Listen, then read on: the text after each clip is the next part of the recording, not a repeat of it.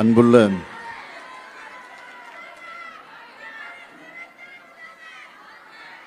திராவிட முன்னேற்ற கழகத்தினுடைய மகளிர் அணி மகளிர் தொண்டரணி ஆலோசனை கூட்டத்திற்கு தலைமையேற்று எழுச்சியோடு உரையாற்றி அமர்ந்திருக்கக்கூடிய கழகத்தினுடைய துணை பொதுச் செயலாளர், நாடாளுமன்ற குழுவினுடைய தலைவர், என்னுடைய அருமை தங்கை கனிமொழி கருணாநிதி அவர்களே,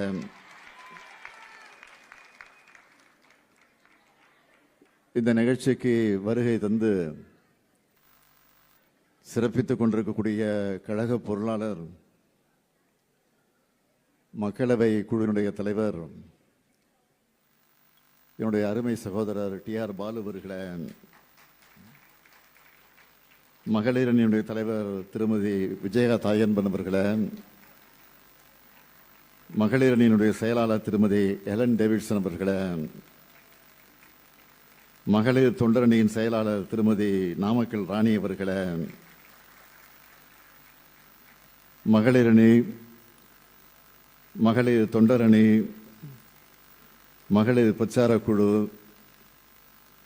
சமூக வலைத்தள பொறுப்பாளர்கள், இணை செயலாளர்கள், துணை செயலாளர்கள், மாவட்ட மாநகர மகளிர் அணியினுடைய அமைப்பாளர்கள், துணை அமைப்பாளர்கள், நிர்வாகிகள்,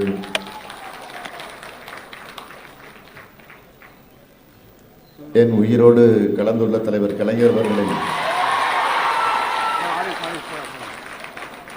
உயிரினும் உயிரான உடன்பிறப்புகள் அனைவருக்கும் என்னுடைய அன்பான வணக்கம். மகளிர் அணியின் சார்பில்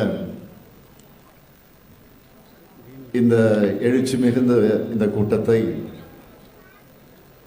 மிக சிறப்பாக ஏற்பாடு செய்திருக்கக்கூடிய கழகத்தினுடைய துணை பொதுச் செயலாளர், என்னுடைய அருமை தங்கை கனிமொழி கருணாநிதி அவர்களுக்கும், மகளிர் அணி, மகளிர் தொண்டரணி செயலாளர்களுக்கும் நிர்வாகிகளுக்கும் என்னுடைய பாராட்டுக்களையும் வாழ்த்துக்களையும் நான் தெரிவித்துக் கொள்ள விரும்புகிறேன்.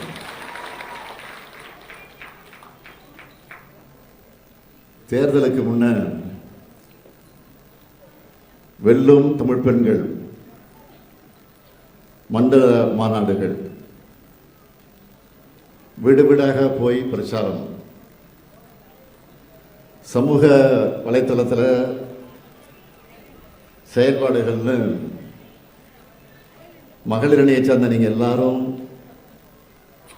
மல்டி டாஸ்கிங் அணியா, அதாவது பல்வேறு பணிகளை செய்கிற அணியா மிக எழுச்சியோடு செஞ்சு முடிச்சிங்க. கழகம் பெற்றிருக்கக்கூடிய வாக்குகளுக்கு உங்களுடைய முயற்சிகளும் முக்கிய காரணமாக அமைந்தது என்பதை யாரும் மறுத்திட மறைத்திட முடியாது. அதற்காக நான் முதல்ல என்னுடைய மனப்பூர்வமான நன்றியை அத்தனை பேருக்கு நான் தெரிவிச்சுக்க விரும்புகிறேன். இப்போ எதிர்கட்சியா இருக்கிற நாம மீண்டும் ஆளுங்கட்சியா மாறணும்னா இன்னும் சுறுசுறுப்பாகவும் வேகமாகவும் செயல்படும்.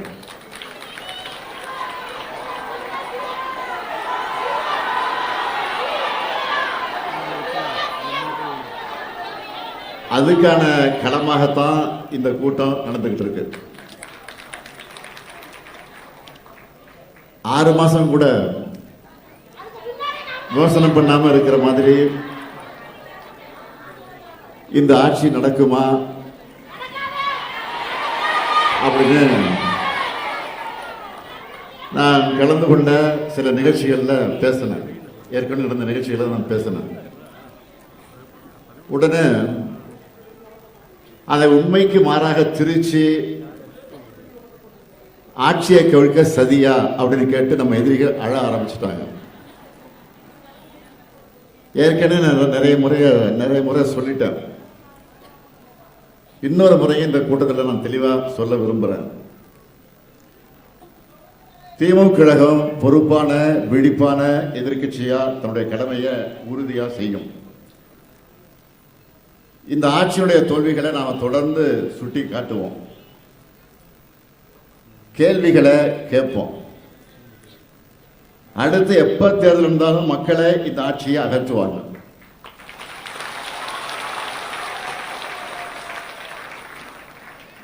கடந்த 5 ஆண்டு காலம் நடைபெற்ற நம்முடைய திராவிட மாடல் ஆட்சியை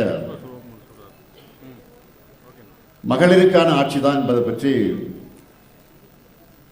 இங்கே எனக்கு முன்னால் தலைமையேற்று பேசிய சகோதரி கனிமொழி அவர்களும் குறிப்பிட்டு சொன்னார்கள். முதல் கையெழுத்து ஆட்சிக்கு முதல் கையெழுத்தான விடியல் பயணத்தில் தொடங்கி கலைஞர் மகளிர் உரிமை திட்டம், புதுமை பெண் திட்டம்னு ஏராளமான புதுமையான திட்டங்களை நாம தான் உருவாக்கணும். அது மக்களுக்கு சரியா சென்றடைதான பார்த்து பார்த்து செஞ்சு கொடுத்தோம். அது மட்டுமல்ல, இப்ப நடந்து முடிஞ்ச தேர்தல் எலெக்ஷன் நேரத்தில் கூட பெண்களுக்காகத்தான் நிறைய வாக்குறுதிகளை நாம் கொடுத்தோம். குறிப்பா சொல்லணும்னா 8000 ரூபாய் கூப்பன் கொடுக்கிற இல்லத்தரசி திட்டம். அது மட்டுமா,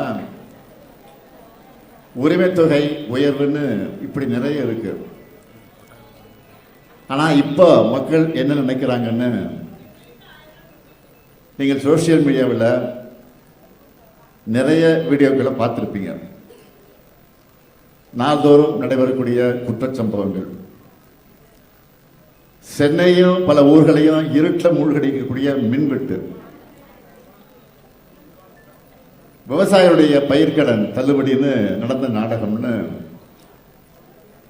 இப்படி பலதரப்பட்ட மக்களும் ஏண்டா இந்த ஆட்சிக்கு வாக்களிச்சோன்னு கோபமா ஆவேசமா வருந்திக்கிட்டு இருக்கிறாங்க. ஓட்டு போட்டவனு வருத்தப்படுறான், ஓட்டு போடாதவனு வருத்தப்படுறான். அதான் இப்ப இருக்கக்கூடிய நிலை. சாதாரணமா சொல்றாங்க, ஏதோ 2 ஓட்டு போட்டோம், நீங்க தான் ஆட்சிக்கு வரும்னு நினைச்சோம், இப்படி ஆயிடுச்சு. இப்போ இந்த ஆட்சியில குற்றங்கள் பெருகிடுச்சு. நியூஸ் சேனலை வச்சால கொடூரமான குற்ற சம்பவங்கள் தான் செய்திகளா வந்துகிட்டு இருக்கு. எனக்கு முன்பு பேசிய தங்கை கனிமொழி சொன்னார, சமீபத்தில் திருவைகுண்டத்தில் ஆளுங்கட்சி சார்ந்த பெண்ணுக்கு அந்த கட்சியினர பாலியல் தொல்லை கொடுத்திருக்கிறாங்க. இது பத்தி 2 அமைச்சர்கிட்ட முறையிட்டும் நீதி கிடைக்கல. நேற்று கூட ஆலந்தூர்லையும் சேலத்திலையும் ஆளுங்கட்சியை சேர்ந்த நபர்களை பாலியல் குற்றங்களில் ஈடுபட்டதா செய்திகள் வந்துச்சு. தேர்தலுக்கு முன்ன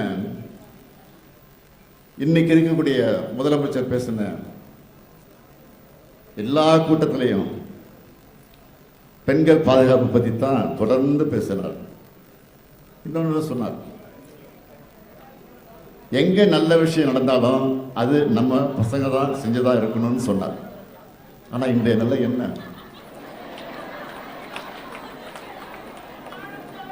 தமிழ்நாட்டில் பெண்களுக்கு எதிரான பெரும்பாலான குற்ற செயல்களில் தாவேகா நிர்வாகிகள் தான் சம்மந்தப்பட்டிருக்காங்கன்னு செய்திகள் வந்துகிட்டு இருக்கு. பிரச்சாரத்தை பேசும்போது தாவேகா ஆட்சி பாதுகாப்பு கொடுக்கணும்னு சொன்னாங்க. ஆனா இப்போ தாவேகா கிட்ட இருந்து பாதுகாப்பு வேணும்னு மக்கள் கேட்கிற நிலைக்கு இன்னைக்கு தமிழ்நாடு வந்து.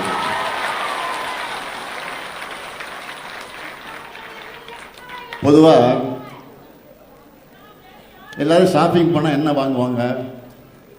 ட்ரெஸ் வாங்குவாங்க, வீட்டுக்கு தேவையான பொருட்களை வாங்குவாங்க.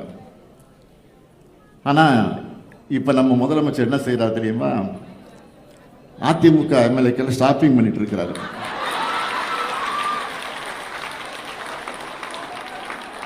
நமக்கு என்ன சந்தேகம்னா, அவர் ஆட்சி மேல அவருக்கே நம்பிக்கை இல்லையா? அல்லது அவருக்கு ஆதரவு கொடுத்து கொண்டிருக்கக்கூடிய மற்ற கட்சிகள் மேல நம்பிக்கை இல்லையா? முதல்ல அவர் ஆட்சியை காப்பாத்திக்க அதிமுக எம்எல்ஏக்களை தாவேகாவுக்கு ஆதரவா வாக்களிக்க வச்சார். இப்போ அவங்களை ராஜினாமா பண்ண வச்சுட்டு அடுத்த நொடியாக தன்னுடைய கட்சியில் இணைச்சிருக்கிறார். இந்த மாதிரி நியூஸ் எல்லாம் பார்க்கும்போது உங்களுக்கு என்ன ஞாபகம் வரும்? பாஜக மற்ற மாநிலங்களில் பண்ணுறதே இங்கே முதலமைச்சர் விஜய் அவர்கள் செஞ்சுக்கிட்டு இருக்காரு. அதாவது பாஜகவோட ஜெராக்ஸ் மாதிரி செயல்படுறாரு. உதவின்னு கேட்டப்போ அவருக்கு ஆதரவு கொடுத்த கட்சிகள் எல்லாம் இதை பற்றி கேட்குறப்ப தர்ம சங்கடத்தை தவிக்கிறாங்க. கொஞ்சம் யோசிச்சு பாருங்க. ஒரு கட்சியில் பல பேருக்கு இடையே ஒருத்தரை தான் வேட்பாளராக நிறுத்த முடியும். அப்படிதான் வாய்ப்பு கிடைக்கும். எத்தனையோ தொண்டர்கள் உழைக்கிறாங்க. கூட்டணி கட்சிகளை இவங்க வெற்றிக்காக உழைக்கிறாங்க. இத்தனை பேருடைய உழைப்புல வெற்றி பெற்றுட்டு வாக்குப்பதிவின் போது கைவிரல்ல வச்ச மை அழிகிறதுக்குள்ளேயே ரிசைன் பண்ணிட்டு ராஜினாமா பண்ணிட்டு இன்னொரு கட்சிக்கு ஆதரவு கொடுக்குறாங்க. ஜனநாயக சக்திகள் நியாயமா இதை கேள்வி கேட்கணுமா வேணாமா? ஒரே மாசத்துல எம்எல்ஏக்கள் ரிசைன் பண்ணிட்டு தாவேக்காவில் ஜாயின் பண்றாங்களே, அந்த அளவுக்கு அப்படி என்ன ஆஃபர் தாவேக்காவில் கிடைச்சிருக்குன்னு பேசணுமா வேணாமா?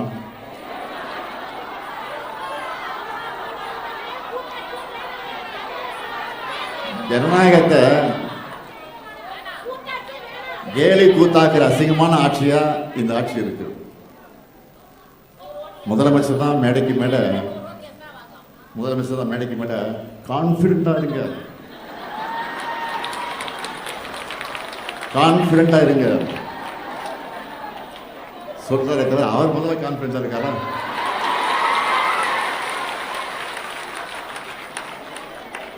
அதனாலதான் தீர்ந்து போன சக்தின்னு சொன்னவங்க கூட உறுப்பினர்களை திருடிட்டு இருக்காரு. தீர்ந்து போன சக்தி விட்டே திருடுற இவர் எவ்வளவு காஞ்சி போன சக்தியா இருப்பார். பாலியல் வன்முறைகள், அறிவார் வெட்டு, பெட்ரோல் குண்டு வச்சு நடக்கிறதெல்லாம் பார்த்து யாராவது விமர்சிக்காம இருக்க முடியுமா? வாக்குறுதிகள் நிறைவேற்ற டைம் தரணும். ஆனா பொதுமக்களுடைய பாதுகாப்பு பத்தி எப்படி பேசாம இருக்க முடியும்? நேற்று முன்தினம் டெல்லியில் பிரதமர் தலைமையில் முதலமைச்சர்கள்லாம் கலந்து கொள்ளக்கூடிய நிதி ஆயோக் கூட்டம். அந்த கூட்டத்துக்கு இந்த முதலமைச்சர், இங்கே இருக்கக்கூடிய முதலமைச்சர் போயிருக்கிறார். அங்க போய் என்ன பேசினார்லாம் உங்களுக்கு தெரியும். திராவிட மாடல் ஆட்சியில் தமிழ்நாட்டு உரிமைகளுக்காக நாம் வச்ச கோரிக்கைகள் சிலவற்றையும், நம்ம ஆட்சியில் செஞ்சிருக்கக்கூடிய சாதனைகளில் சிலவற்றையும் தன்னுடைய உரையில அவர் பேசியிருக்கிறார். முதலமைச்சராக இருந்த விஜய் பேசியிருக்கிறார். அதே சமயத்தில் பேசுறது நம்ம வரவேற்கிறோம். அதே சமயத்தில் நான் முதலமைச்சராக இருக்கிறப்ப இதே மாதிரி டெல்லி சென்று பேசினப்போ இப்ப முதலமைச்சராக இருக்க என்னவெல்லாம் பேசினா தெரியுமா? நான் அவருக்கு ஞாபகப்படுத்துகிறேன். அமலாக்கத்துறை வழக்கில் இருந்து தப்பிப்பதற்காக போனாங்க. பாஜக காலில் விழுந்து மறைமுக கூட்டணி வச்சிருக்காங்க. அதனாலதான் குரூப் போட்டோ எடுக்கும்போது முன் வரிசையில் நிற்க வச்சு ஸ்டாலினுக்கு இடம் கொடுத்தாங்க. இதெல்லாம் யார் சொன்னது? அவர் சொன்னது. இப்ப நீங்க என்ன பண்ணிட்டு வந்திருக்கிறீங்க? நான் கேட்கவா?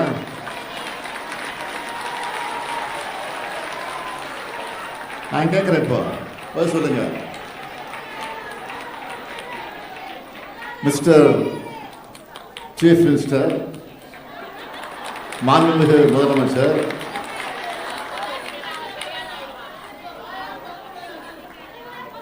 கரூர் சிபிஐ வழக்கில் தப்பிக்க தானே நீங்க டெல்லிக்கு போனீங்களா?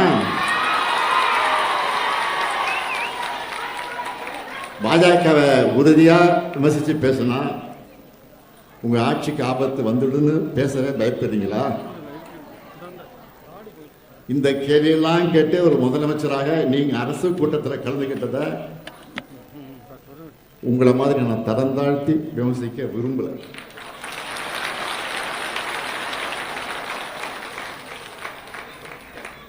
மும்மொழி கொள்கையை அமல்படுத்த அதை மறுத்த காரணத்துக்காக தமிழ்நாட்டுக்கான கல்வி நிதியை ஒன்றிய பாஜக அரசு விடுவிக்காம பிளாக்மெயில் பண்ணாங்க.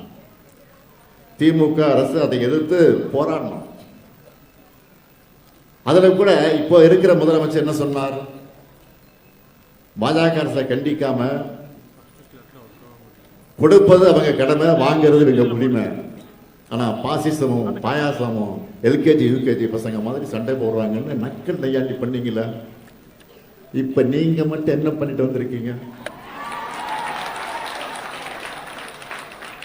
நிபந்தனைகள் இல்லாம நிதியை கொடுக்கணும்னு தான் நீங்க கேட்டிருக்கீங்க.